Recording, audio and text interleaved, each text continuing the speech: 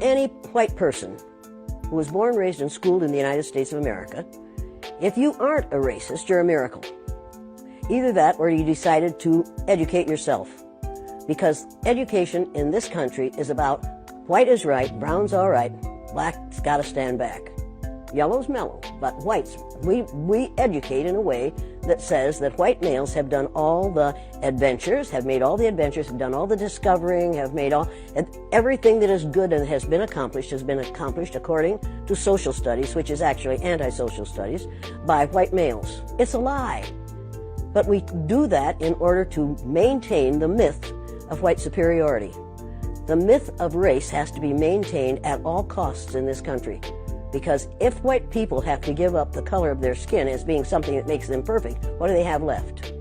If we start teaching the truth about history, if we start teaching about Nile Valley contributions to civilization, it will totally change the way we conduct ourselves in the classroom. It will have to.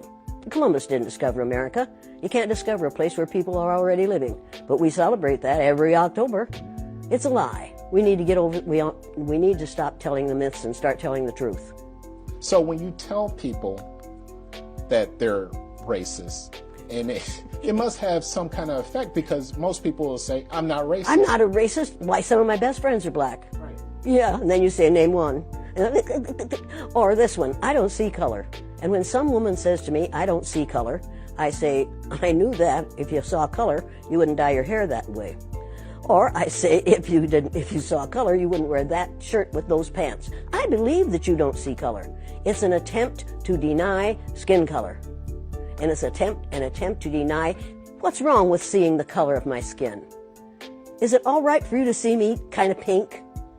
That's okay for me. I don't mind. And I suspect that you don't mind being seen the color you are. You have a right to be what you are. And until people in this country and people in this world get it into their heads that the first modern human beings that evolved on this earth were black women. They evolved in sub-Saharan Africa about 280,000 years ago, and every human being on the face of the earth today has the memory of those black women's genetic structure in their genes. Now, we don't want to admit that, but that's the way it is. And as people moved farther and farther from the equator, their bodies produced less and less melanin, so their hair, their skin, and their eyes got lighter. As they moved into the east, they ate a lot of fish and a lot of vegetables, so their skin took on a different tone. I found that out when I was raising little kids. My husband worked in a supermarket. He was the head of the produce department, and they had lots of oranges that they couldn't sell, so he'd bring them home, and I was feeding my kids orange juice like you never saw in your life. They began to have an orange cast to their skin. I thought they had a liver problem. So I took him to the doctor, and she said, what are you feeding these kids? I said, well, lots of orange juice. She said, stop it if you want them to stop being orange.